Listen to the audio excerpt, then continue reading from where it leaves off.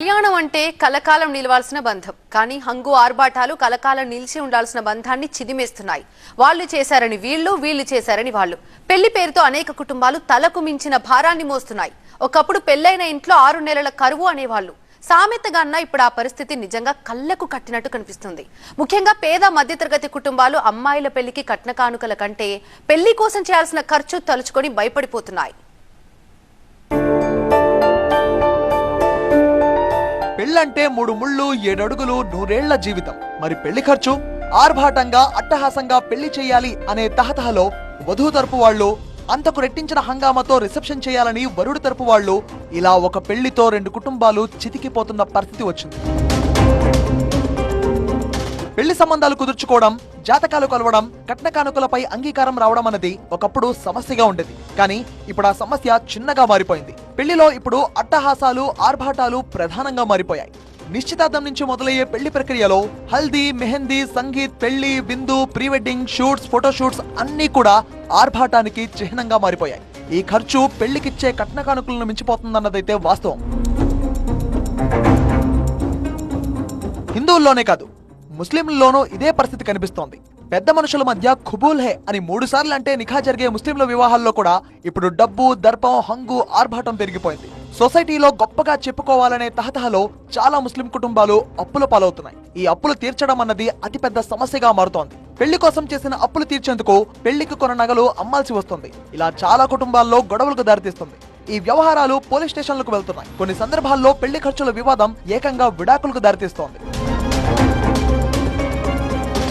ముస్లిం సమాజంలో చోటు చేసుకుంటున్న ఈ పరిస్థితులను మత పెద్దలు నిశితంగా గమనిస్తున్నారు. పెళ్లిళ్లు సింపుల్ గా నిర్వహిస్తే చాలు, వధూవరులు సంతోషంగా ఉండాలి తప్ప ఆర్భాటాలకు పోయి సంసారాలు విచ్ఛిన్నం చేసుకోవద్దని హితో చెప్తున్నారు. ఈ విషయంలో తెలుగు రాష్ట్రాల్లోని చాలా మంది మత పెద్దలు మసీద్ కమిటీ సమావేశాల్లో తీర్మానం కూడా చేశారు. తాజాగా తెలంగాణ హజ్ కమిటీ చైర్మన్ సయ్యద్ గులాం అఫ్జల్ ఈ విషయంలో ఉదాహరణగా నిలిచారు.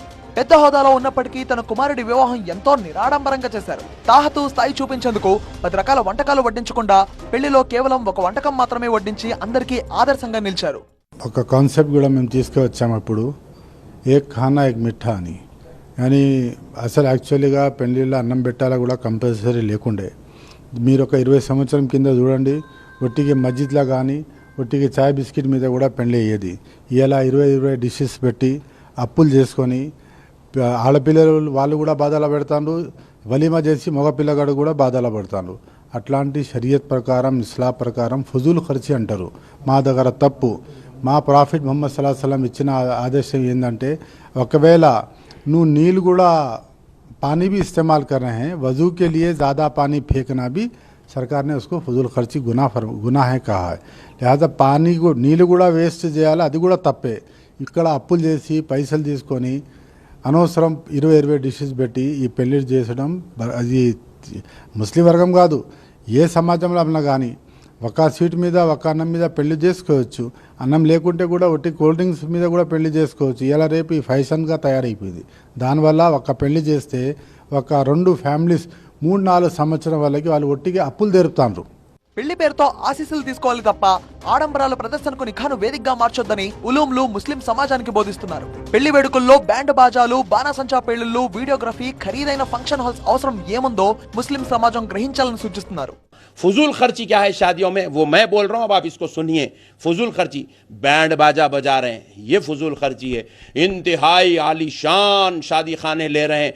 एक शादी खाने का किराया 5-5 लाख रुपए, 10-10 लाख रुपए, 8-8 लाख रुपए किराए दे रहे हैं शादी खानों के. ये फजूल खर्ची है. आप इसमें जितना हो सकता है इसमें खिनात पसंदी को आप कबूल करिए, किफ़ायत शियारी के साथ काम कीजिए. और फिर उसके बाद जो है आप अपने जो है लोगों के साथ जो है अजीब व गरीब किस्म के आने वालों को ये दे रहे हैं, वो दे रहे हैं, वो पेश कर रहे हैं, ये पेश कर रहे हैं. अजीब व गरीब किस्म के जो है तमाशे हो रहे हैं शादी खानों के अंदर. आर्केस्ट्रा के नाम पर हो रहा है, या कोई मज़ाहिया प्रोग्राम करा रहा है, या कोई गाने बजाने वालों को बुलाकर जो है म्यूजिशियंस को जो है प्रोग्राम कराया जाए. ये फजूल खर्ची है. अल्लाह भी इसको मना कर रहा है, रसूल अल्लाह ने भी इसको मना किया, उलमा भी इसको मना कर रहे हैं. इससे रुकिए. ముస్లిం సమాజంలో నిఖా అనేది కుటుంబాలకు తలకు మించిన భారం కాకుండా చూసేందుకు వక్ఫ్ బోర్డు కూడా రంగంలోకి దిగింది. వివాహాలు నిర్వహించే ఖాజీలు ఈ విషయంలో ముస్లిం కుటుంబాలను చైతన్యపరచాలని వక్ఫ్ బోర్డు సూచిస్తోంది. ఈ మధ్యలో ఒక ట్రెండ్ అయిపోయిందండి సొసైటీలో. సోషల్ స్టేటస్ చూపించుకోవడానికి సోషల్లో నేను నాకు డబ్బులు ఉన్నాయి షో చేసుకోవడానికి చాలామంది ముందుకొచ్చి అనవసరంగా ఖర్చులు పెట్టి బీద ప్రజలకు, సమాజంలో ఉన్న బీద ప్రజలకు ఒక సమస్యగా మారింది అది డే బై డే. సో మా దాంట్లో కూడా ఇవే జరుగుతూ ఉంటే మొన్న 2 సార్లు నేను ఖాజీలతో పిలిచి నేను మాట్లాడడం జరిగింది. 2 డెలిగేషన్స్ నా దగ్గర రావడం జరిగింది. వాళ్ళతో నేను సుదీర్ఘంగానే డిస్కషన్ చేశాను. వాళ్ళకి ఒకటే నేను ఇచ్చాను ఏమంటే, మీరు పెళ్ళిళ్ళకు పోతారు, మీరు ఖాజీలు, మీరు పెళ్లి చేస్తారు అంటే మీ డ్యూటీ ఓన్లీ పెళ్ళిళ్ళు చేయడమే కాకుండా మీరు ఈ విషయంలో ఒక సొసైటీలో అవేర్నెస్ తీసుకురండి, ఒక అవేర్నెస్ క్యాంపెయిన్ నడిపియండి. అతి తక్కువ ఖర్చులతో మీరు ఎస్పెషల్ అమ్మాయిల మీద భారం, అమ్మాయిల కుటుంబం మీద భారం పడకుండా మీరు మ్యారేజెస్ చేయండి. అది ఒక ఎగ్జాంపుల్గా అయితే సొసైటీలో మ్యారేజ్ అనేది ఒక ఈజీ ప్రాసెస్ అయిపోతుందండి. అర్ధరాత్రి వరకు వివాహ వేడుకలు నిర్వహించడంపై కూడా ముస్లిం సమాజంలో ఆందోళన వ్యక్తమవుతోంది. అర్ధరాత్రి నికాల కారణంగా సాధారణ జనానికి సమస్యలు ఎదురవుతున్న విషయాన్ని గుర్తించాలని తెలంగాణ వక్ఫ్ బోర్డు మాజీ చైర్మన్ మొహమ్మద్ సలీం చెప్తున్నారు. बुलाके काजी साहिबान ये सब पूरे ऑलमोस्ट मुफ्ती आलिम वगैरह सब तकरीबन मशाइखिन को भी बुलाए, हम बुला के उनका मशवरा भी लिए.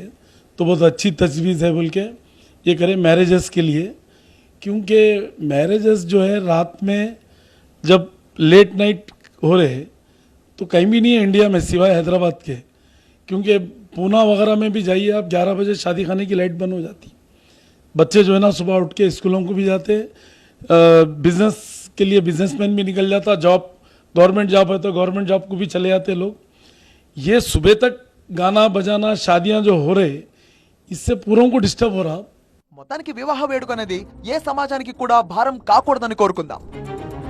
వివాహాల్లో అనవసరమైన ఖర్చులు తగ్గించాలని తెలుగు రాష్ట్రాల్లోని మత పెద్దలు ప్రత్యేక సమావేశం ఏర్పాటు చేసి ఒక సంచలనాత్మక నిర్ణయం తీసుకున్నారు. మరోవైపు తెలంగాణ రాష్ట్ర వక్ఫ్ బోర్డు కూడా ఖాజీలు మత పెద్దలతో సమావేశం ఏర్పాటు చేసి ప్రజల్లో దీనిపైన చైతన్యం తీసుకురావాలి. అనవసరమైన ఖర్చులతో పాటు ఆర్థిక ఇబ్బందులు కూడా చాలామంది గురవుతున్నారు. దీనిపైన పదే పదే మసీదులో కావచ్చు, సమాజంలో ఎక్కడైతే మీకు అవకాశం దొరుకుతుందో అక్కడ చైతన్యం తీసుకురావాలనేసి తెలంగాణ రాష్ట్ర వక్ఫ్ బోర్డు మత పెద్దలతో పాటు ఖాజీలను కూడా విజ్ఞప్తి చేసిన పరిస్థితి. కెమెరామెన్ సాయితో నూర్ మొహమ్మద్, టీవీ 9 హైదరాబాద్.